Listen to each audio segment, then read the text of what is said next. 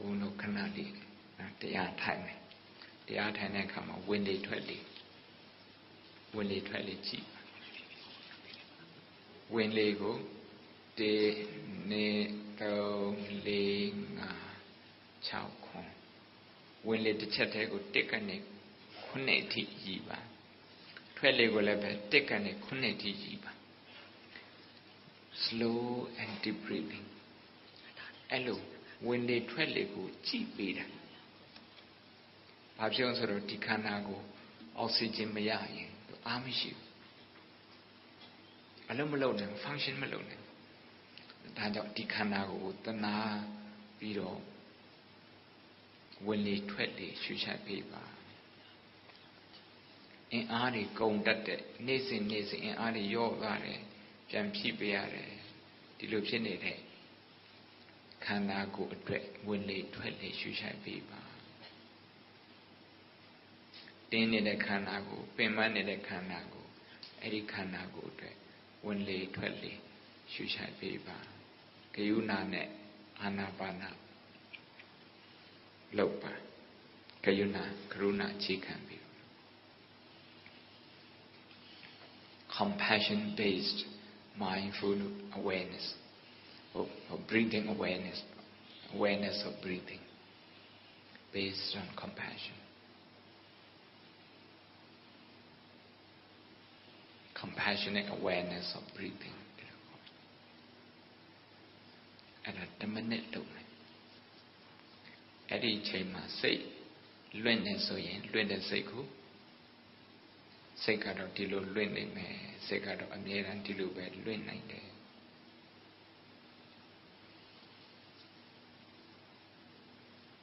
control ဘယ်သူမှ control လုပ်မရဘူးဒီလိုပဲဖြစ်ရမယ်ဒီလိုမဖြစ်နဲ့ဆိုပြီးတော့ဒီစိတ်ကိုဒီလိုအမိန့်ပေးလို့မရဘူးဆိုပြီးတော့ကိုယ်ကို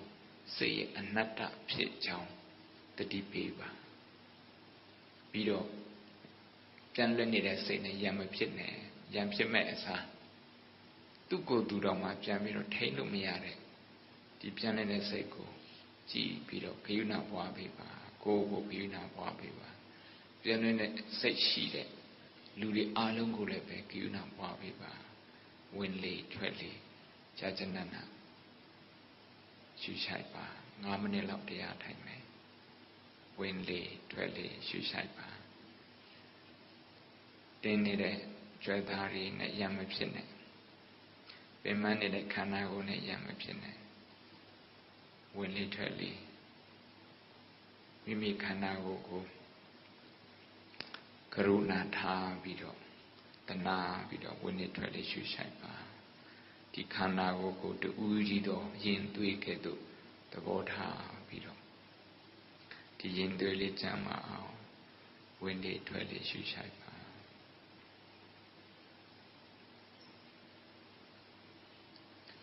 စိတ်က automatic သွားပြီးတော့တွေးတယ်ဟိုလွင့်တယ်လွင့်နေဆိုရင်လည်းအဲ့ဒီလိုကနာမငြိမ်တဲ့ကလေးလိုပြုလုပ်နေတဲ့စိတ်လေးကိုတနာလိုက်ပါဂယုဏပွားလိုက်ပါသူ့ကိုသွားပြီးတော့အပြစ်မတင်ပါနဲ့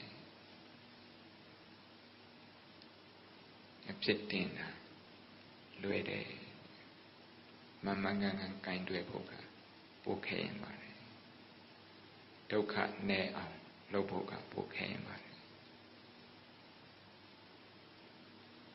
9မိနစ်တရားထိုင်မယ်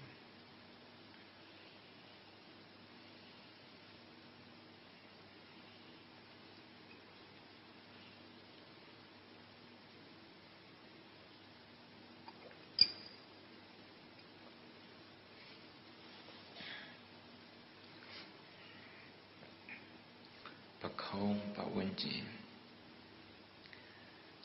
နဖူးပတ်ဝန်းကျင်ပါတခြားကြွယ်သားတွေတင်းနေသလားတင်းနေတယ်ဆိုရင်သူတို့ကိုဂယုဏထားပြီးတော့ဝင်လေထွက်လေဖြည်းဖြည်းသာသာရှုရှိုက်ပါ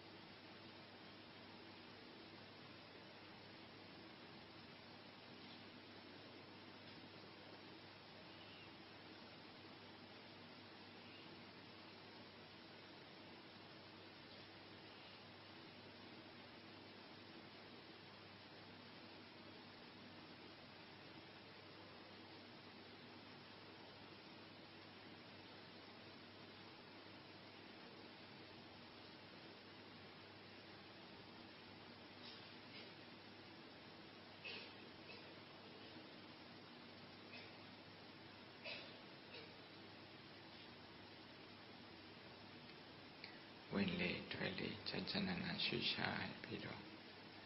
တက်ကနေခုနှစ်ထိရည်ပါ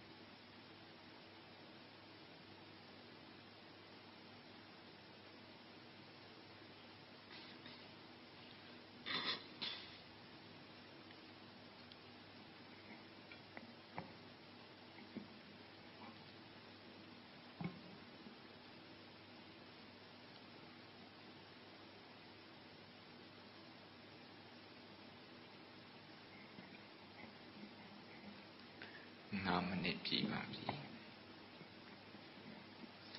အခု9 မိနစ်စာထိုင်လိုက်တဲ့တရားဘာကိုအဓိကထားပြီးတော့လေ့ကျင့်တာတော့ဆိုတော့စိတ်ကိုဒီခန္ဓာကိုယ်ကပင်ပန်းတတ်တယ်နာကျင်တတ်တယ်ဆိုတဲ့ဟာလေးတတိတိဆောက်ပေးလိုက်တယ်တစ်ချိန်တည်းမှာပဲပြဿနာနဲ့တွေ့တဲ့အခါမှာစိတ်ဓာတ်မကြအောင်ကရုဏာတရားပါတခါတည်းထည့်လိုက်တယ်ဒါကြောင့်တတိအခြေခံတဲ့ကရုဏာတရား mindful compassion mindfulness based compassion တတိပဋ္ဌာန်အခြေခံတဲ့ကရုဏာတရားနောက်ပြီးတော့စိတ်ကဟိုလင့်တွေးဒီလွင့်နေဆိုရင်ကိုယ်စိတ်နဲ့ပြန်ပြီးတော့ရမဖြစ်ဖို့ကိုယ်စိတ်ကိုပြန်ပြီးတော့ဓာတ်မပေးဖို့ဓာတ်ပေးမဲ့စားချွေရင်ချက်တိုင်းကိုချွေရင်ချက်တိုင်းချွေရင်ချက်တွေမြင်တိုင်းအားနည်းချက်တွေမြင်တိုင်းကိုပြန်ပြီးတော့တနာဖို့ကရုဏာချက်ချင်းအသုံးပြုဖို့ဒါနေ့စဉ်အသုံးပြုနိုင်